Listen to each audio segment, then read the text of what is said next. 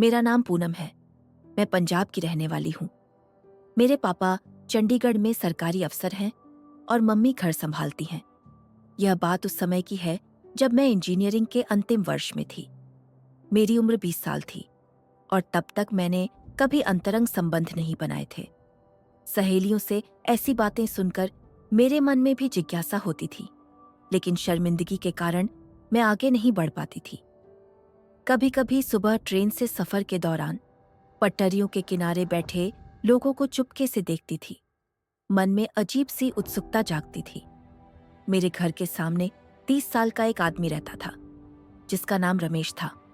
उसकी पत्नी अपने मायके में रहती थी और वो अकेला था। रविवार को वो गांव चला जाता था। चूंकि वो अकेला रहता था, हमारे घर आता जाता था और मम्मी पापा से अच्छी तरह घुल मिल गया था।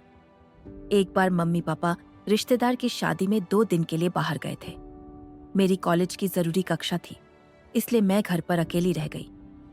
शाम को कॉलेज से लौटकर मैंने कपड़े बदले, चाय बनाई और टीवी देखने बैठ गई।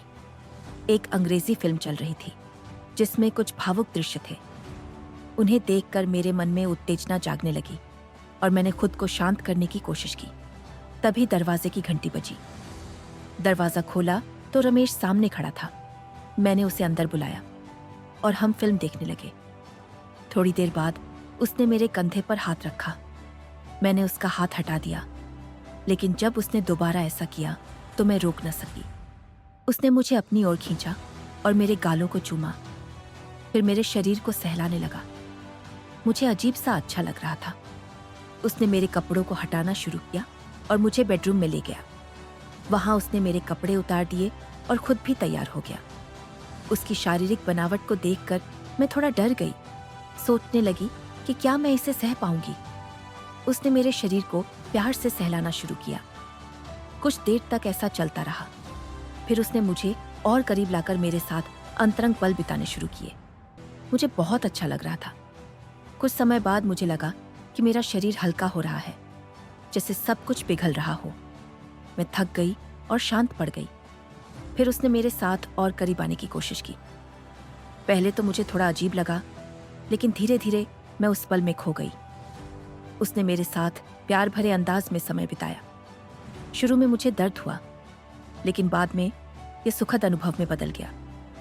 करीब आधे घंटे तक हम एक दूसरे के साथ थे। अंत में मुझे ऐसा लगा जैसे मैं पूरी तरह से उस पल में डूब गई। उसने भी मेरे साथ अपनी भावनाएं साझा की। जब सब खत्म हुआ तो हमने देखा कि बिस्तर पर कुछ निशान रह गए थे। मैं अब एक नए अनुभव से गुजर चुकी थी। बाथरूम में जाकर खुद को देखा तो थोड़ा खून और थकान महसूस हुई। ये मेरे जीवन का एक नया अध्याय था। तो दोस्तों, ये थी मेरी कहानी का एक हिस्सा, लेकिन यह तो बस शुरुआत है। अगली रात क्या हुआ? मेरी जिंदगी में कौन से नए मोड़ आए? क्या यह सिर्फ एक एहसास था या कुछ और? अगर आप जानना चाहते हैं कि आगे क्या हुआ, तो वीडियो को लाइक करें, कमेंट में अपनी राय दें और सबसे जरूरी, चैनल को सब्सक्राइब करना ना भूलें। आपकी कमेंट के आधार पर हम इस कहानी को आगे बढ़ाएंगे। तो मिलते हैं अगली कहानी में। तब तक के लिए ख्याल रखें और जुड़े रहें।